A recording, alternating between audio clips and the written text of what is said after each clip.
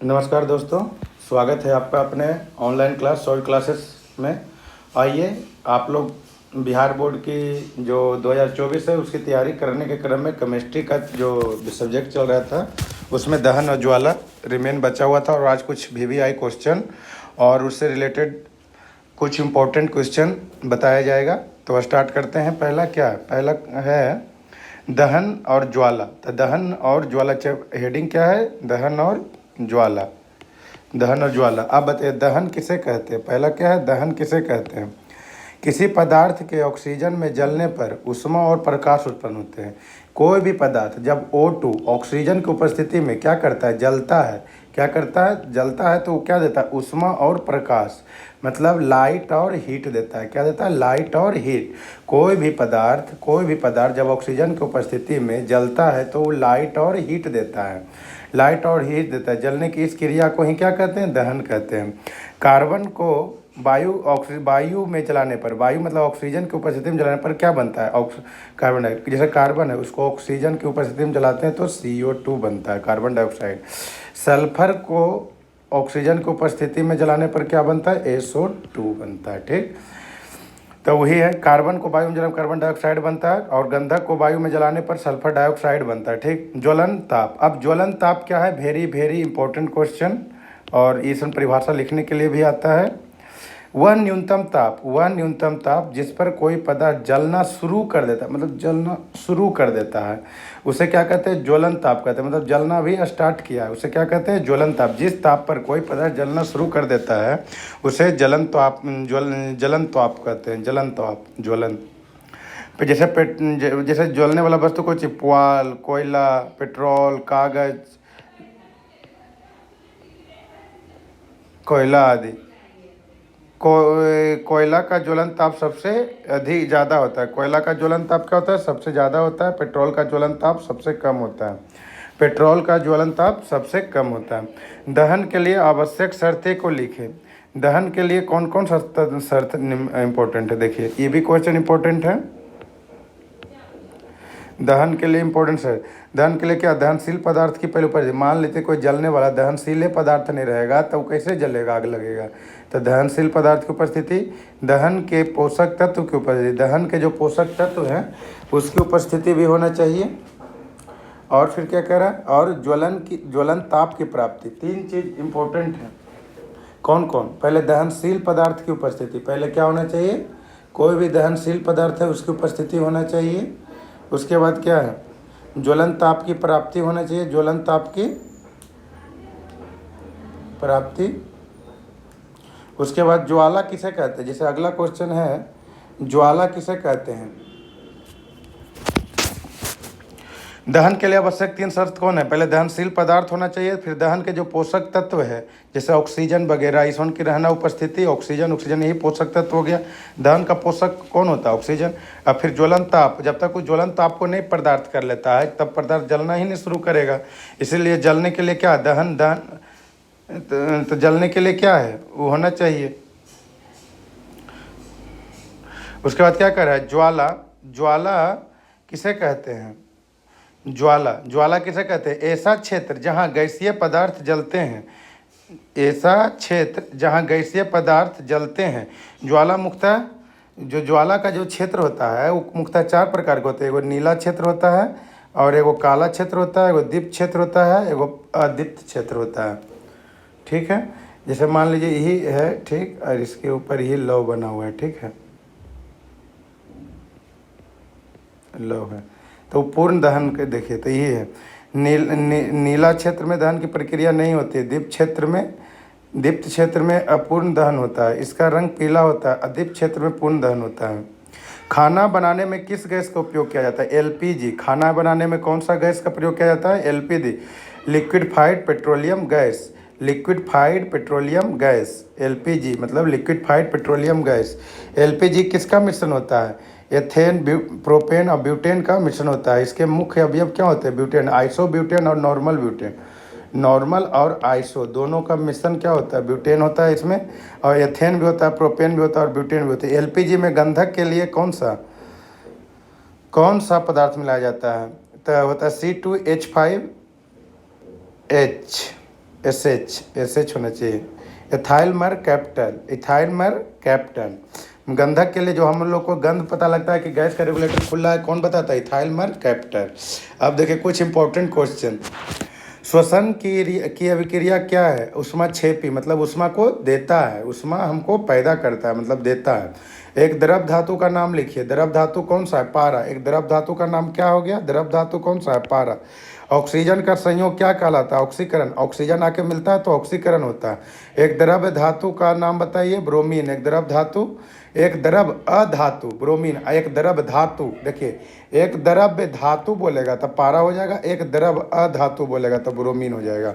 Bromine क्या है? Bromine अधातु है। क्या है? अरब अधातु है, जो कैसा अवस्था में? द्रव अवस्था में। और पारा क्या है? पारा जो है धातु है, वो कैसा अवस्था में रहता है? द्रव अवस्था में। ठीक है, हो गया कल क्लियर स्पष्ट। तो दो अक्रिय गैसों के नाम लिखिए, हीलियम और नियॉन। हीलियम और नियॉन दो अक्रिय गैस हो गया। हाइड्रोजन का संयोग क्या कहलाता है? अवकरण। हाइड्रोजन का संयोग क्या कहलाता है? अवकरण। इलेक्ट्रॉन का त्याग क्या कहलाता है? ऑक्सीकरण या अवकरण। इलेक्ट्रॉन का त्याग क्या कहलाएगा? ऑक्सीकरण या अवकरण। किसी पदार्थ का दो या दो से अधिक भागों में टूटना वियोजन क्या कहलाएगा? एक पदार्थ का दो से अधिक भागों में टूटना क्या कहलाता है? वियोजन। एक धातु का दूसरे धातु से प्रतिस्थापन हो जाना क्या कहलाता है? विस्थापन अभिक्रिया। ज्वाला कितने प्रकार के होते हैं? ज्वाला कितने प्रकार के होते हैं? इस क्षेत्र में अपूर्ण दहन होता है। चार। ज्वाला कितने प्रकार के होते हैं? चार। नीला, काला क्षेत्र, दीप क्षेत्र और अदीप। नीला क्षेत्र और काला क्षेत्र, दीप क्षेत्र और दीप क्षेत्र। एलपीजी का पूरा नाम लिक्विफाइड पेट्रोलियम गैस। एलपीजी के गंधक के लिए क्या मिलाया? मिथाइल मर कैपिटल, इथाइल मर कैपिटल, इथाइल मर कैपिटल, इथाइल मर कैपिटल। कैप्टन साहब गंध क्या हम बताते हैं? इथाइल मर कैप्टन। बुझा हुआ चूना CaOH का होल 2। बुझा हुआ चूना CaOH का होल 2। बुझा हुआ चूना क्या है? CaOH का होल 2। ठीक है। संगमरमर का सूत्र क्या होता है? संगमरमर का सूत्र होता है CaCO3। संगमरमर का सूत्र क्या है? CaCO3। Calcium carbonate. दो आयनों की अदला बदली क्या कहलाती है? द्विविस्थापन अभिक्रिया। दो आयनों का अदला बदली क्या कहलाएगा? द्विविस्थापन अभिक्रिया। ठीक है। ऊष्मा का निष्कासन किस अभिक्रिया में होता है? ऊष्मा का निष्कासन मतलब ऊष्मा हमको देता है, ऊष्माक्षेपी में। विद्युत के कारण होने वाले अभिक्रिया को क्या कहते हैं? विद्युत रासायनिक अभिक्रिया। विद्युत के कारण होने वाली अभिक्रिया को क्या कहते हैं? विद्युत रासायनिक अभिक्रिया। सूर्य के प्रकाश से होने वाली अभिक्रिया को प्रकाश रासायनिक अभिक्रिया कहते हैं। क्या कहते हैं? प्रकाश रासायनिक अभिक्रिया। जिंक सल्फेट का सूत्र क्या होता है? ZnSO4। Zinc sulphate ZnSO4। जल का सूत्र क्या है? जल का सूत्र H2O है। जल का सूत्र, इसमें कितना भार होता है? 18 kg होना चाहिए, 18 ग्राम होना चाहिए। कितना होता है? 18 ग्राम। चिप्स की थैली में कौन सी गैस भरी होती है? नाइट्रोजन। जो जैसे लेज कुरकुरे होता है उसमें नाइट्रोजन गैस भरा होता है। दूध से दही बनना कैसा परिवर्तन है? रासायनिक परिवर्तन। दूध से दही बनना कैसा परिवर्तन है? रासायनिक परिवर्तन। रासायनिक समीकरण को क्यों संतुलित करना चाहिए? रासायनिक समीकरण को संतुलित द्रव्यमान संरक्षण के लिए, क्या चीज़ के लिए? द्रव्यमान सब पढ़ाया हुआ है। द्रव्यमान संरक्षण के सिद्धांत को पालन करने के लिए इसे संतुलित करना चाहिए। उसके बाद गैस और अवक्षेप का संकेत किस प्रकार लिखा जाता है? गैस ऊपर की ओर, जैसे गैस को खुला छोड़ेगा तो ऊपर की ओर जाएगा। अवक्षेप जो रहता है प्रेसिपिटेट, नीचे की ओर बैठता है। हो गया।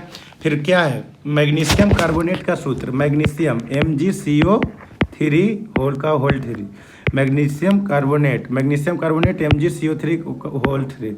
दो या दो से अधिक पदार्थों का जुड़ना क्या कहलाता है? संयोजन अभिक्रिया। क्या होता है? संयोजन अभिक्रिया।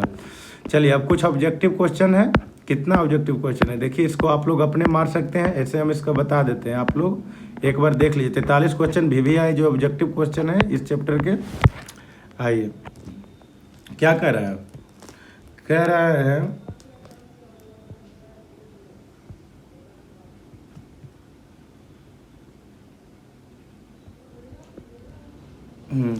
पहला, कौन सी गैस उत्सर्जित होती है जब धातु जल के साथ अभिक्रिया करेगी। कौन सी गैस उत्सर्जित होती है? जब धातुएं जल के साथ अभिक्रिया करती है तो हाइड्रोजन गैस निकलती है। Fe2OAl A2Fe ऊपर दी गई किस प्रकार की अभिक्रिया? देखिए Al आके इसको Fe को धक्का मारा, ये Fe अलग हो गया, मतलब इसको विस्थापन अभिक्रिया क्या बोलेंगे? विस्थापन अभिक्रिया हम बोलेंगे। ठीक है। लौह चूर्ण पर हाइड्रोक्लोरिक अम्ल डालने से, लौह चूर्ण पर हाइड्रोक्लोरिक अम्ल डालने से क्या होता है? लौह चूर्ण पर यदि हाइड्रोक्लोरिक अम्ल डालेंगे तो क्या होगा? हाइड्रोजन गैस एवं आयरन क्लोराइड बनता है। हाइड्रोजन गैस एवं आयरन क्लोराइड बनता है। श्वसन किस प्रकार की अभिक्रिया है? तो ऊष्माक्षेपी अभिक्रिया भी पढ़े थे। श्वसन किस प्रकार की है? ऊष्माक्षेपी है। CuO plus H2 plus Cu plus H2O किस प्रकार की अभिक्रिया है? ये अपचयन है। क्या है? अपचयन है। अब 6 नंबर देखिए इधर, इलेक्ट्रॉन के स्थानांतरण से बने यौगिक को क्या कहते हैं? विद्युत संयोजी कहते हैं। क्या कहते हैं? विद्युत संयोजी कहते हैं। इलेक्ट्रॉन के स्थानांतरण से बने यौगिक को विद्युत संयोजी कहते हैं। नीचे दी गई अभिक्रिया के लिए कौन सा कथन सही है? इसमें तो संयोग हो गया है, तो उसमें देखिए कौन सा हो गया? कॉपर का ऑक्सीकरण, कॉपर का ऑक्सीजन का संयोग मतलब ऑक्सीकरण हो गया। ऑक्सीजन जुड़ता है तो उसको ऑक्सीकरण कहते हैं। सिल्वर क्लोराइड का रंग कैसा होता है? सिल्वर क्लोराइड का रंग श्वेत होता है, उजला, वाइट। सिल्वर क्लोराइड कैसा होता है? मतलब AgCl कैसा होता है? सफ़ेद होता है। समीकरण CaCO3 CaO प्लस CO2 क्या वियोजन अभिक्रिया है? अलग हो रहा है ना, देखते हैं टूट के अलग हो रहा है। CO2 एगो टूट के इससे CO2 निकल रहा है और बच गया कुछ CaO वही लिख दिया गया था। वियोजन अभिक्रिया मतलब एक वही पदार्थ टूट के एक से अधिक वाला में बदल रहा है, 2 वाला में बदल रहा है। साग सब्जियों को विघटित या डिकम्पोज या कंपोस्ट बनाने किस अभिक्रिया का उदाहरण है? ऊष्माक्षेपी अभिक्रिया, वो भी ऊष्मा को देता है। 11 नंबर क्वेश्चन क्या कह रहा है? निम्न में से कौन सा उत्पाद लेड नाइट्रेट को गर्म करने पर प्राप्त होता है? कौन सा उत्पाद होता है जो लेड नाइट्रेट को गर्म करने पर प्राप्त होता है तो NO2 और N2। लेड नाइट्रेट को गर्म करेंगे तो क्या होगा? NO2 और N2 बनेगा। निम्न में से कौन सा सही है बताइए? ये तो यही है, Na2CO3 × 10H2O मतलब सोडियम कार्बोनेट। तो उसमें 10 अणु जल रहता है। कितना अणु जल रहता है? सोडियम कार्बोनेट 10 अणु। लोहा से जिंक को लेपित करने की प्रक्रिया को क्या कहते हैं?